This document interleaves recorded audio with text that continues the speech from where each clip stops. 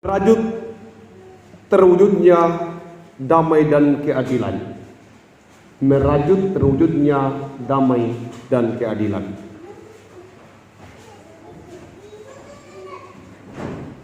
Sejak peristiwa gempa berapa tahun yang lalu, yang awalnya dimulai dari beberapa kejadian-kejadian peristiwa alam yang membuat banyak orang harus meninggal, maka bangsa ini berubah dari bangsa yang apatis menjadi bangsa yang sangat empati. Di mana-mana kita akan menemukan orang-orang yang ingin memberi bantuan atau sumbangan kepada orang-orang yang sedang dalam pergumulan. Sangat berubah dengan total. Itu era pertama dari perubahan dalam kehidupan berbangsa kita. Kita melihat waktu kejadian-kejadian itu, semua orang, bahkan orang tidak mampu sekalipun, berupaya untuk menyediakan sedikit untuk membantu orang lain. Itu. Sesudah peristiwa itu, di tahap yang kedua yaitu adanya corona. Corona ini hendak menyatakan kepada kita, bahkan kepada dunia, bahwa semua orang sama. Semua orang sama. Begitu peristiwa itu menyatakan bahwa semua orang sama karena tidak pandang bulu, semua orang kaya dan miskin itu diancam oleh corona. Sebenarnya corona itu membunuh tidak terlalu banyak orang dibanding dengan kemiskinan.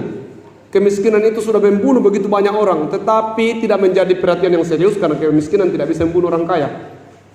Kelaparan tidak bisa membunuh orang kaya, sehingga dengan begitu tidak menjadi perhatian yang serius. Tetapi ketika corona datang, semua bisa membunuh semua orang atau mematikan semua orang, maka dia menjadi perhatian yang serius. Itu. Kita mendengar bacaan ini berbicara tentang bagaimana damai sejahtera itu akan bercium-ciuman dengan keadilan. Bagaimana Tuhan akan menjenguk kita dari langit.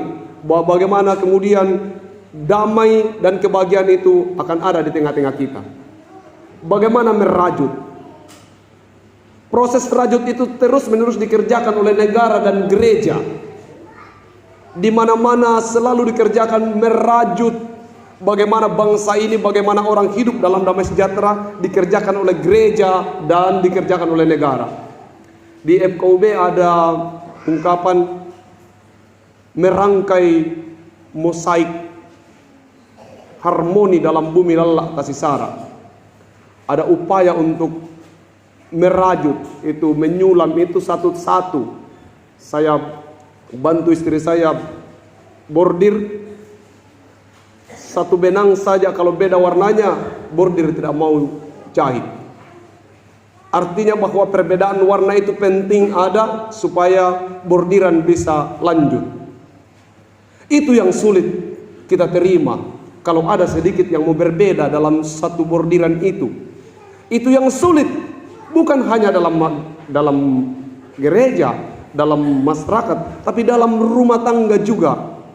Kalau ada sedikit yang berbeda, itu biasanya menjadi sulit dan menjadi permasalahan. Beberapa hari terakhir, beberapa waktu terakhir ini saya sedang belajar mendengar suara istri saya saja. Karena ini kuncinya. Ini hanya bisa terjadi, keadilan dan kepedulian hanya bisa terjadi kalau kita sudah peka mendengar suara Tuhan saja. Saya ulangi, beberapa waktu terakhir ini saya sedang melatih diri saya mencoba mendengar suara istri saja. Apa yang saya lakukan?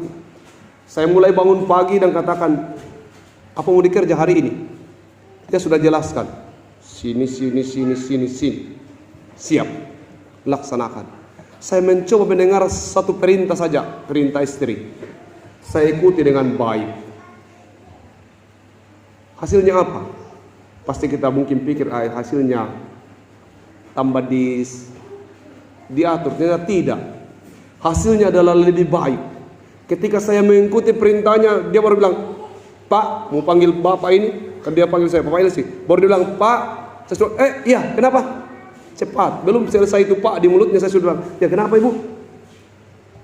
Akhirnya pagi-pagi sekarang kopi sudah siap. Dengan apa yang saya buat, saya merasa bahwa ternyata orang kalau didengarkan, dia balik mendengarkan kita.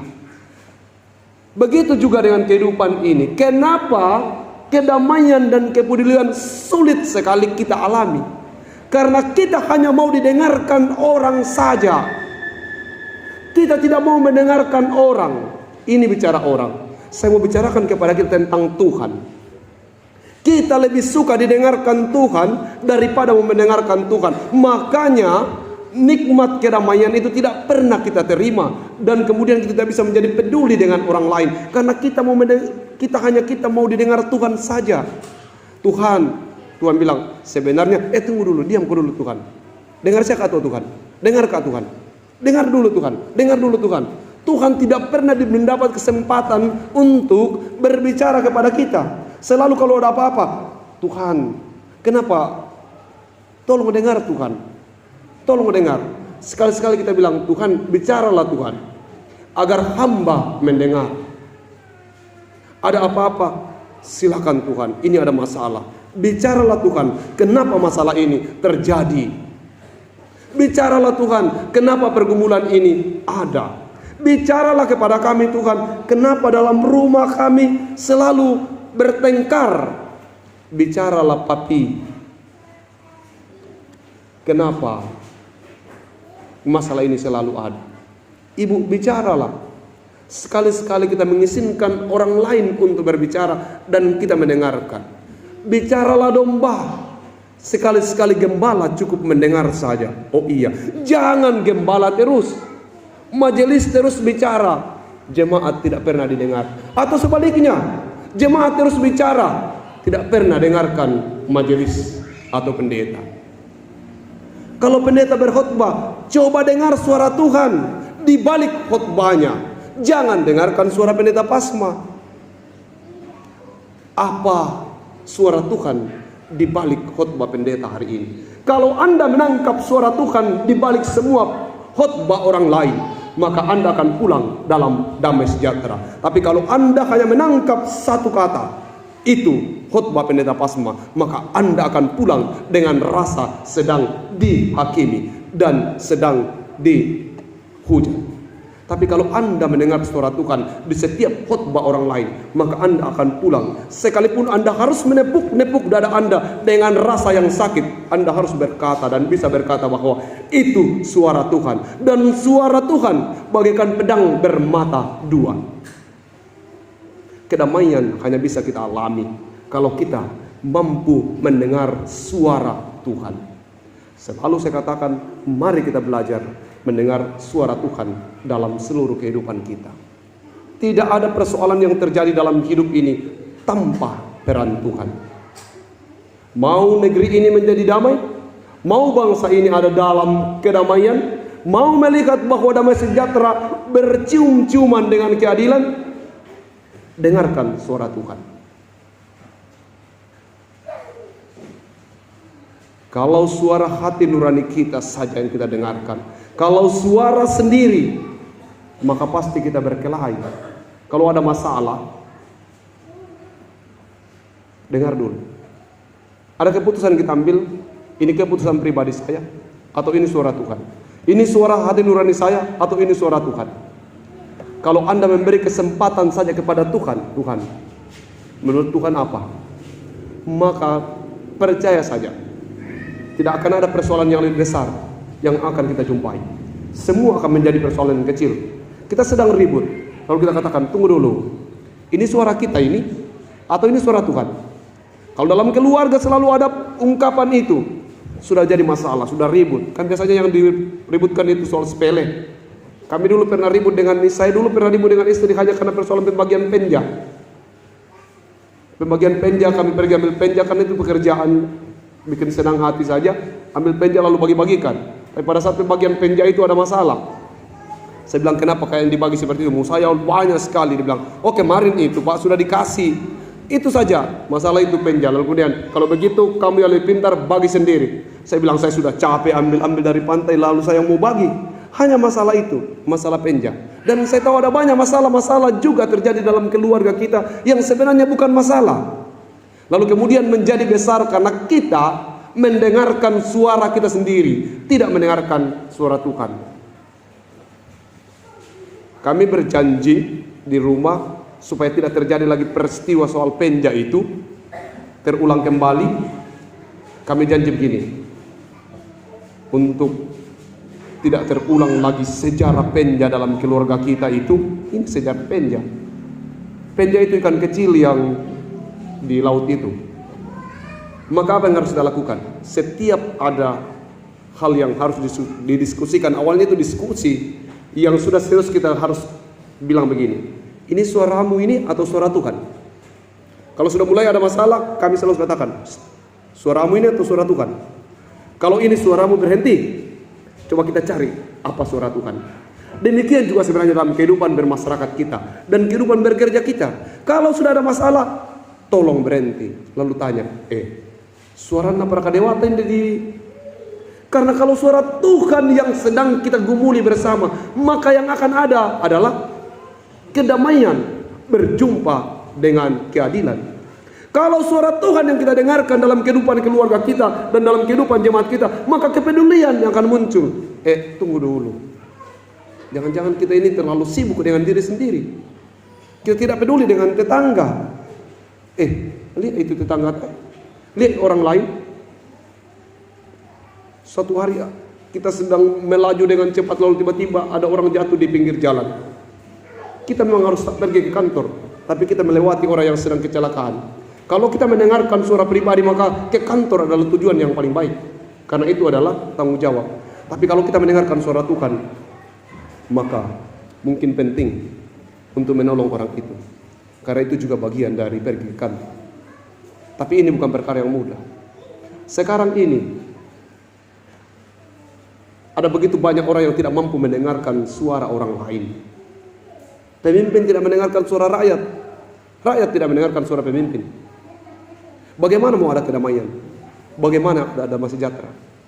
Mari kita mulai dari kehidupan kita dalam keluarga. Setiap ada agenda yang kita melakukan, kita harus belajar bertanya, ini suara Tuhan atau suara pribadi? Kalau dia suara Tuhan, satu kuncinya, akan mendatangkan damai sejahtera. Kalau dia suara Tuhan, maka dia akan menjadi suara yang sangat peduli terhadap yang lain. Kalau dia suara Tuhan, maka akan mendatangkan keadilan. Selamat merajut terwujudnya kedamaian dan kepedulian dalam kehidupan berkeluarga dan bermasyarakat. Tuhan memampukan kita di usia bangsa kita yang sebentar lagi kita akan memperingati hari kemerdekaan itu. Saya senang sekali bahwa di TK dan di sekolah-sekolah sudah ada yang disebut dengan kurikulum merdeka. Merdeka yang dimaksudkan adalah anak saya di TK itu main-main saja, datang ke TK makan. Dia lalu kemudian menulis satu tulisan yang hanya bisa dibaca lewat cermin. Dia kasih tahu ke gurunya, "Ibu, ini tulisan tidak bisa dibaca begini, harus ditaruh di cermin Ibu, baru begini." Kalau guru yang lain sudah pasti marah. Tapi karena ini kurikulum merdeka, maka dia katakan, "Oke, kita cari cermin, lalu kita baca tulisanmu." Ternyata tulisannya benar ketika dibaca di cermin. Dia menulis dalam terbalik. Lalu tanya, "Kenapa dikasih terbalik?" Nah bilang, "Dedi, kalau yang seperti itu biasa, kalau yang ini baru yang luar biasa." Jadi itu. Demikian juga saudara kehidupan kita. Kita ini merdeka. Berbangsa dan bernegara itu merdeka. Bergereja pun juga merdeka. Menjadi orang percaya itu merdeka. Tapi kemerdekaan kita tidak boleh kebablasan. Kemerdekaan kita harus berdasarkan kepada suara Tuhan. Kita boleh melakukan apa saja, tapi ingat, apakah ini suara Tuhan? Sebagai seorang warga negara, Anda boleh mengerjakan apa saja, tapi ingat, apakah kalau saya kerjakan ini, apa menurut pandangan Tuhan? Apa suara Tuhan terhadap saya ketika saya mau begini? Saya sebagai pegawai negeri, saya sebagai petani, saya sebagai majelis gereja, saya sebagai pendeta, saya sebagai ibu rumah tangga, saya sebagai suami. Apakah kalau saya berbuat begini, apakah saya memperlihatkan bahwa ini saya melakukan kehendak dan suara Tuhan? Demikian juga dengan sebagai orang-orang muda. Rajutlah damai sejahtera di mana Anda berada. Pedulilah terhadap siapapun. Karena ingat, Tuhan lebih dahulu peduli kepada kita. Amin.